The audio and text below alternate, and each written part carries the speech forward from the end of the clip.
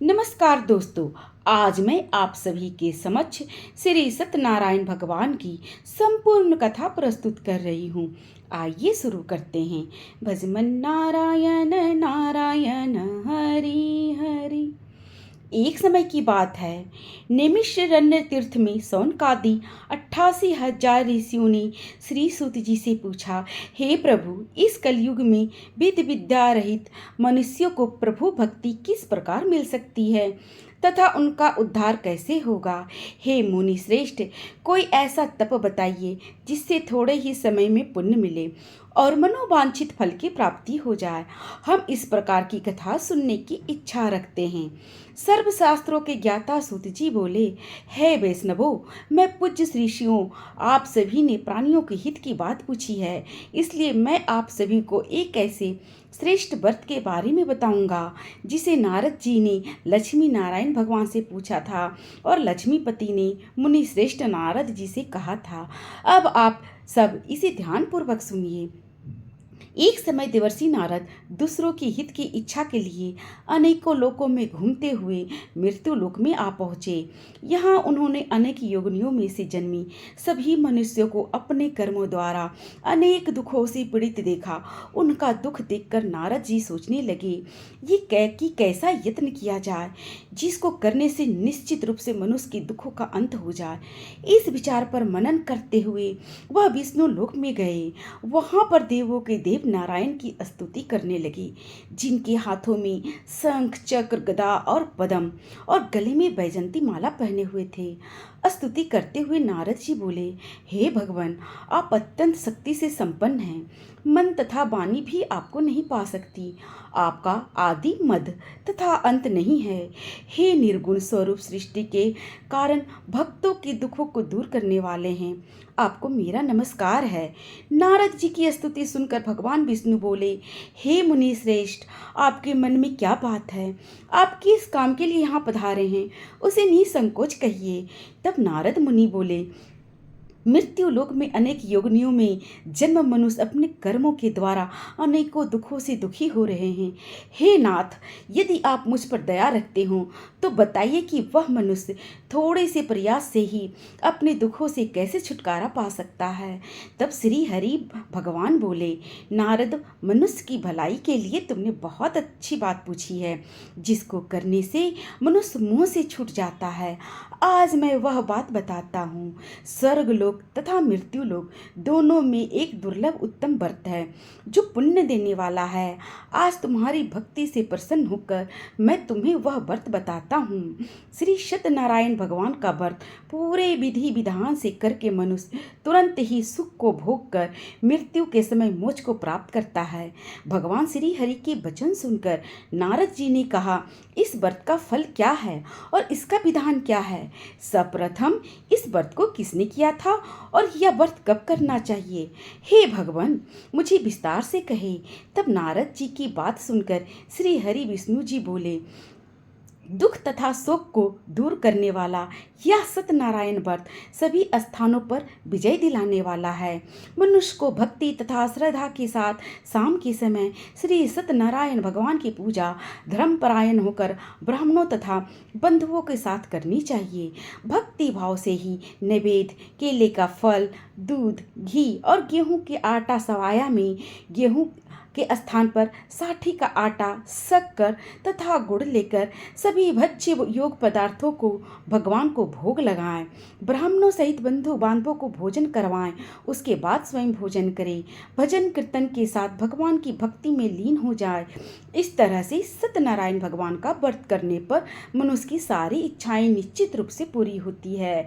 इस घोर कलयुग में मृत्यु लोक में मोक्ष प्राप्त करने का यही एक सरल उपाय है। इसी के साथ श्री सत्यनारायण व्रत कथा का प्रथम अध्याय संपूर्ण हुआ। श्रीमन्नारायण नारायण हरि हरि, भजमन नारायण नारायण हरि हरि। तो अब शुरू करते हैं श्री सत्यनारायण भगवान की कथा का दूसरा अध्याय। सूत जी बोले, हे ऋषियों, जिसने पहले समय में इस व्रत को किया था, अब मैं इसका इतिहास कहता हूँ। ध्यान से सुनो। काशीपुरी नगरी में एक अत्यंत निर्धन ब्राह्मण रहता था। भूख प्यास से व्याकुल वह धरती पर घूमता रहता था। ब्राह्मणों से प्रेम करने वाले भगवान ने एक दिन ब्राह्मण का भेष धारण कर उसके पास जाकर पूछा, हे विप्र, इतनी दुखी होकर तुम पृथ्वी पर क्यों घूमते हो? तब दीन ब्राह्मण ने उत्तर दिया, मैं निर्धन हूँ, भिक्षा के लिए धरती पर घूमता हूँ। यदि आप कोई ऐसा उपाय जानते हो जिससे मेरे दुखों का निवारण हो जाए तो कृपया करके मुझे बताइए। तब ब्राह्मण रूपधारी भगवान बोले कि सत्यनारायण भगवान मनोवांछित फल प्रदान करने वाले हैं, इसलिए तुम उनका पूजन करो। सत्यनारायण भगवान के पूजन से मनुष्य सभी दुखों से मुक्त हो जाता है।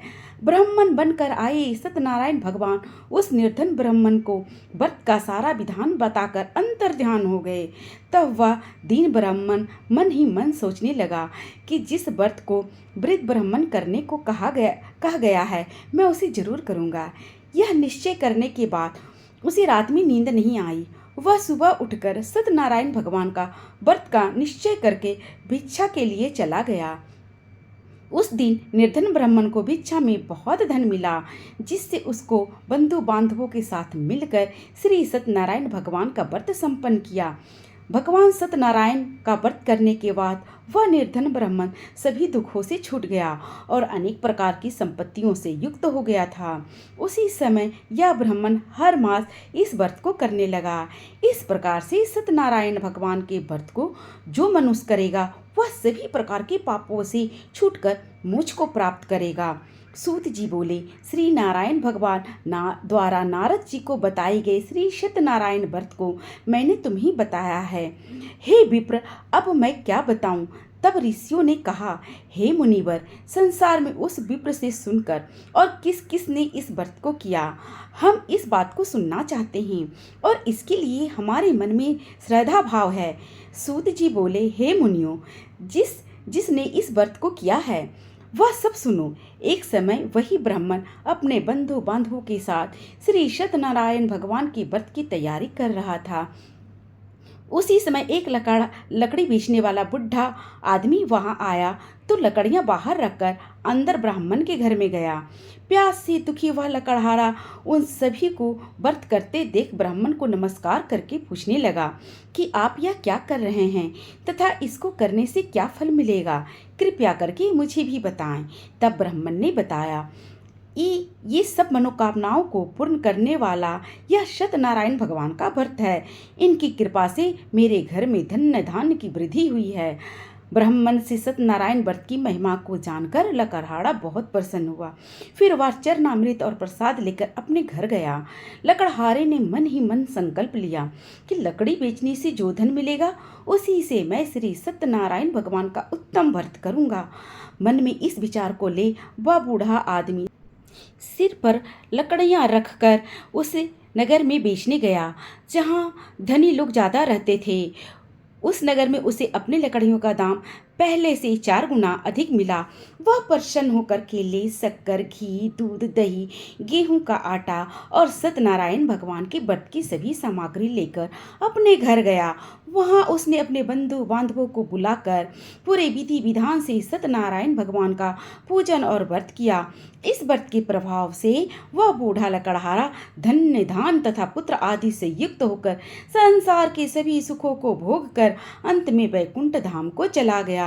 इति श्री सत्यनारायण व्रत कथा द्वितीय अध्याय संपूर्ण। श्री सत्यनारायण भगवान की जय। आइए अब शुरू करते हैं श्री सत्यनारायण कथा का तीसरा अध्याय। सूत जी बोले, हे श्रेष्ठ मुनियों, अब मैं आगे की कथा कहता हूँ। पुराने समय में उल्का मुख नाम का एक बुद्धिमान राजा था। वह सत्यवक्ता और जितेंद्रिय था। वह प्रतिदिन देवस्थानों पर जाता और निर्धनों को धन देकर उनके कष्ट दूर करता था। उसकी पत्नी कमल की समान मुख वाली तथा सती साध्वी थी। भद्रशिला नदी के तट पर उन दोनों ने श्री सत्यनारायण भगवान का व्रत किया।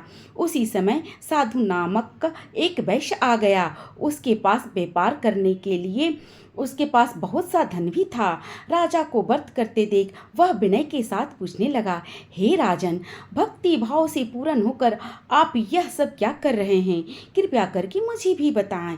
राजा बोला, हे साधु, अपने बंधु बांधवों के साथ संतान की प्राप्ति के लिए महाशक्तिमान श्री सत्यनारायण भगवान का व्रत तथा पूजन करवा रहा हूँ। राजा के वचन सुनकर वह आदर सहित बोला, हे राजन, मुझे इस व्रत का विधान बताइए। आपके कहे अनुसार मैं भी इस व्रत को करूँगा। मेरी भी कोई संतान नहीं है और इस व्रत को करने से निश्चित रूप से मुझे संतान की प्राप्ति होगी।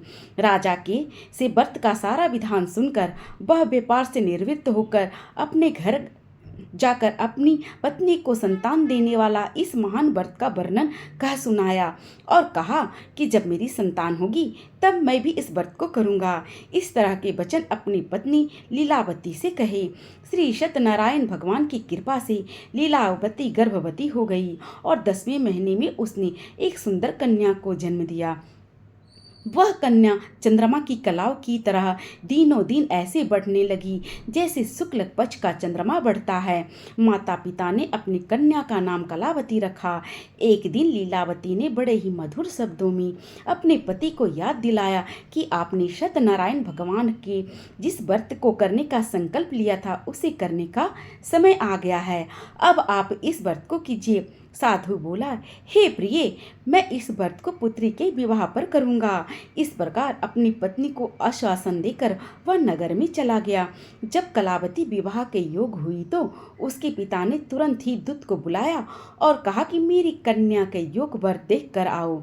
साधु की बात सुनकर दूत कंचन नगर में पहुंच गया और वहां देखभाल कर लड़की के सुयोग एक माणिक्य के पुत्र को ले आया। सुयोग लड़के को देख साधु ने बंधु बांधवों को बुलाकर अपनी पुत्री का विवाह करवा दिया। लेकिन दुर्भाग्य की बात थी कि उसने अभी तक श्री सत्यनारायण भगवान का व्रत नहीं किया था। तब श्री सत्यनारायण भगवान क्रोधित हो गए और उन्होंने श्राप दिया कि साधु को अत्यधिक दुख मिले। अपने कार्य में कुशल साधु बनिया अपने दामाद को लेकर समुद्र के पास स्थित रतनसार नगर में गया। वहां जाकर दामाद और ससुर दोनों मिलकर चंद्रकेतु राजा के नगर में व्यापार करने लगे। एक दिन भगवान सत्यनारायण की माया से एक चोर राजा का धन चुराकर भाग रहा था। उसने राजा के सिपाहियों को अपना पीछा करते देख चुराया हुआ धन वहां रख दिया जहां साधु नामक बनिया अपने जमाई के साथ ठहरा हुआ था। राजा के सिपाहियों ने साधु वैश्य के पास राजा का धन पड़ा देखा तो वह ससुर और दामाद दोनों को बांधकर राजा के पास ले गए और कहा कि हम दोनों चोरों को पकड़ लाए हैं, आप आगे की कार्यवाही की आज्ञा दें। राजा की आज्ञा से उन दोनों को कारावास में डाल दिया गया और उनका सारा धन भी छीन लिया गया। श्री सत्यनारायण भगवान के श्राप से साधु की पत्नी और पुत्री बहुत दुखी हुई। घर में रखा जो धन था उसे चोर चुरा कर ले गए। शारीरिक तथा मानसिक पीड़ा और भूख प्यास से व्याकुल हो अन्न की चिंता में कलावती एक ब्राह्मण के घर गई। वहां उसने श्री सत्यनारायण भगवान का व्रत होते देखा और कथा भी सुनी। वह प्रसाद ग्रहण कर रात को घर वापस आई। लीलावती ने कलावती से पूछा, हे पुत्री, तुम अब तक कहाँ थी? तुम्हारे मन में क्या है? कलावती ने अपनी माता से कहा, हे माता, मैंने एक ब्राह्मण के घर में श्री सत्यनारायण भगवान का व्रत देखा है। कन्या के वचन सुनकर लीलावती को भूली हुई बात याद आ गई और उसने भगवान के पूजन की तैयारी करनी शुरू कर दी। लीलावती ने परिवार तथा बंधु बांधवों सहित श्री सत्यनारायण भगवान का पूजन किया और उनसे वर मांगा कि मेरे पति तथा जमाई शीघ्र ही घर आ जाएं। साथ ही यह भी प्रार्थना की कि साथ ही हम सबका अपराध क्षमा करे। श्री सत्यनारायण भगवान लीलावती के व्रत से संतुष्ट हो गए और राजा चंद्रकेतु को स्वप्न में दर्शन देकर कहा, हे राजन, तुम उन दोनों वैश्यों को छोड़ दो और तुमने जो उनका धन लिया है उसे वापस कर दो। अगर तुमने ऐसा नहीं किया तो तुम्हारा धन, राज तथा संतान सब कुछ नष्ट हो जाएगा। प्रातःकाल राज्यसभा में राजा ने अपना सपना सुनाया और बोले कि दोनों बनियों को कैद से मुक्त करके सभा में लाओ। सभा में आते ही दोनों ने राजा को प्रणाम किया।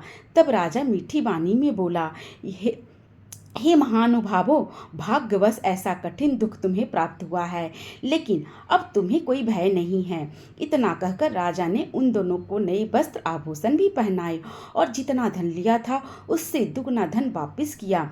दोनों वैश्य अपने घर को चल दिए। श्री सत्यनारायण व्रत कथा तृतीय अध्याय संपूर्ण। बोलो सत्यनारायण भगवान की जय। आइए अब शुरू करते हैं श्री सत्यनारायण कथा का चौथा अध्याय। सूत जी बोले, तब उस बनिए ने मंगलाचार करके अपनी यात्रा आरंभ की और अपने दामाद के साथ अपने नगर की ओर चल दिया। थोड़ी दूर जाने पर एक दंडी भेषधारी श्री सत्यनारायण भगवान ने स्वयं स्वयं उनसे पूछा, हे साधु, तेरे नाव में क्या है? तब वह मानिक हंसता हुआ बोला, हे दंडी, आप क्यों पूछते हो? क्या धन लेने की इच्छा है? मेरी नाव में तो बेलपत्ते भरे हुए हैं। बैस के कठोर वचन सुनकर भगवान बोले, तुम्हारा वचन सत्य हो। दंडी स्वामी इतना कहकर वहां से दूर चले गए। कुछ दूर जाकर वह समुद्र के किनारे बैठ गए। दंडी स्वामी के जाने के बाद साधु बैस ने नित्य क्रिया के बाद नाव को ऊंची उठते देखकर अचंभा माना और नाव में बेलपत्ते आदि देखकर वह मूर्छित होकर जमीन पर गिर गया। मूर्छा खुलने पर वह शोक में डूब गया। तब उसके दामाद ने कहा, आप शोक न मनाएं, यह दंडी स्वामी का ही श्राप है, इसलिए हमें उनकी शरण में जाना चाहिए, तभी हमारी मनोकामना पूर्ण होगी। दामाद की बात सुनकर वह दंडी स्वामी के पास गया और अत्यंत भक्तिभाव से नमस्कार करके बोला, मैंने आपसे जो असत्य वचन कहे थे उनके लिए मुझे क्षमा कर दे। ऐसा कहकर वह दुखी होकर रोने लगा। तब दंडी भगवान बोले, हे मानिक पुत्र, मेरी आज्ञा से बार बार तुम्हें दुख प्राप्त हुआ है, तुम मेरी पूजा से विमुख हुए हो। साधु बोला, हे भगवान, आपकी माया से ब्रह्मा आदि देवता भी आपके रूप को नहीं जान सके, तब मैं तो अज्ञानी कैसे जान सकता हूँ। आप मुझ पर प्रसन्न हो जाइए।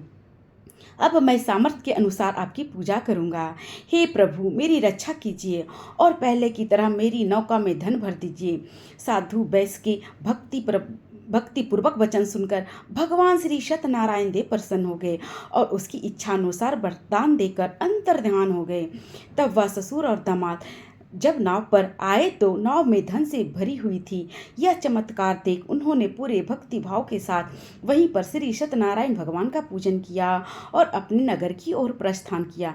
जब वह नगर के नजदीक पहुंचे तो उन्होंने एक दूत को घर पर खबर भिजवा दिया। दूत ने जाकर लीलावती से कहा कि मालिक अपने दामाद के साथ नगर के निकट आ गए हैं। दूत की बात सुनकर साधु की पत्नी लीलावती ने बड़े हर्ष के साथ सत्यनारायण भगवान की पूजा की और अपनी पुत्री कलावती से कहा कि मैं अपने पति के दर्शन के लिए जा रही हूँ, तो कार्य पूर्ण करके शीघ्र आ जाना। माता की वचन सुनकर कलावती जल्दी में प्रसन्नता के मारे प्रसाद छोड़कर अपने पति के पास चली गई। प्रसाद के अनादर के कारण श्री सत्यनारायण भगवान रुष्ट हो गए और नाव सहित उसके पति को पानी में डुबो दिया। कलावती अपने पति को वहां ना देखकर जमीन पर गिर गई। नौका को डूबा हुआ देख तथा कन्या को रोते देख साधु दुखी होकर बोला, हे प्रभु, मुझसे और मेरे परिवार से जो भूल हुई हो उसे क्षमा कर दे। साधु के दीन वचन सुनकर श्री सत्यनारायण भगवान प्रसन्न हो गए और आकाशवाणी हुई, हे साधु, तेरी कन्या ने मेरे प्रसाद का अनादर किया है, इसलिए उसका पति अदृश्य हो गया है। यदि वह घर जाकर प्रसाद ग्रहण करे और शीघ्र ही लौट आए तो इसे उसका पति अवश्य मिलेगा। आकाशवाणी को सुनकर कलावती ने घर जाकर भगवान का प्रसाद ग्रहण किया और वापस आकर देखा कि उसके पति नौका सहित जल पर तैर रहे हैं। उसके बाद साधु ने अपने बंधु बांधवों सहित श्री सत्यनारायण भगवान की पूरे विधि विधान से पूजा की और वह सभी संसारिक सुखों को भोग कर अंत में स्वर्ग लोक को प्राप्त हुआ। इति श्री सत्यनारायण व्रत कथा चतुर्थ अध्याय संपूर्ण। श्रीमन्नारायण नारायण हरि हरि, भजमन नारायण नारायण हरि हरि। आइए अब शुरू करते हैं श्री सत्यनारायण भगवान जी की कथा का 5वां अध्याय।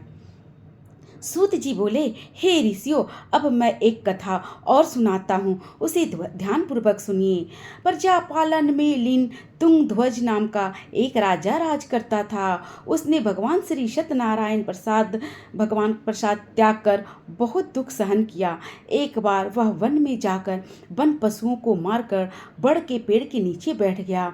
वहां उसने गोप ग्वालों को भक्ति भाव से श्री सत्यनारायण भगवान का पूजन करते देखा। अभिमानवश राजा उन्हें देखकर भी पूजा स्थल पर नहीं गया और ना ही उसने भगवान को नमस्कार किया। ग्वालों ने राजा को प्रसाद दिया, लेकिन राजा ने यह प्रसाद नहीं खाया और प्रसाद को वहीं छोड़कर वह अपने नगर में चला गया। जब वह अपने नगर में पहुंचा तो वहां पर सब कुछ तहस नहस हो गया था। तो वह शीघ्र ही समझ गया कि यह सब भगवान ने किया है। फिर वह वापस ग्वालों के पास आ गया और विधि पूर्वक पूजा करके उसने प्रसाद को ग्रहण किया और श्री सत्यनारायण भगवान की कृपा से सब कुछ पहले जैसा हो गया। दीर्घ काल तक सुख भोगने के बाद मरणोपरांत उसी स्वर्ग की प्राप्ति हुई। जो मनुष्य परम दुर्लभ इस सत्यनारायण व्रत को करेगा, भगवान सत्यनारायण की अनुकंपा से उसी धन्य धाम की प्राप्ति होगी। इस पावन व्रत को करने से निर्धन धनी हो जाता है, संतानहीन मनुष्य को संतान का सुख मिलता है और सारे मनोरथ पूर्ण होने पर मनुष्य अंत काल में वैकुंठ धाम को जाता है। श्री सूत जी बोले, जिन्होंने पहले इस व्रत को किया, अब उनकी दूसरी जन्म की कथा कहता हूँ। वृद्ध सतानंद ब्राह्मण ने सुदामा का जन्म लेकर मोक्ष प्राप्त किया। लकड़हारे ने अगले जन्म में निषाद बनकर मोक्ष को प्राप्त किया। उल्का मुख नाम का राजा अगले जन्म में राजा दशरथ बना। साधु नाम का वैश्य अगले जन्म में मोरध्वज बना, जिसने अपने पुत्र को आरे से चीरकर मोक्ष पाया। महाराज तुंगध्वज ने स्वयंभू मनु बनकर भक्ति पूर्वक कर्म करके मोक्ष को प्राप्त किया। इति श्री सत्यनारायण व्रत कथा पंचम अध्याय संपूर्ण। इस प्रकार श्री सत्यनारायण भगवान की कथा के 5वां अध्याय पूर्ण हुए। बोलिए श्री सत्यनारायण भगवान की जय। आपको कथा अच्छी लगी हो तो अपने बंधु बांधवों के साथ मेरी कथा को जरूर शेयर करें और चैनल को जरूर सब्सक्राइब करें। धन्यवाद।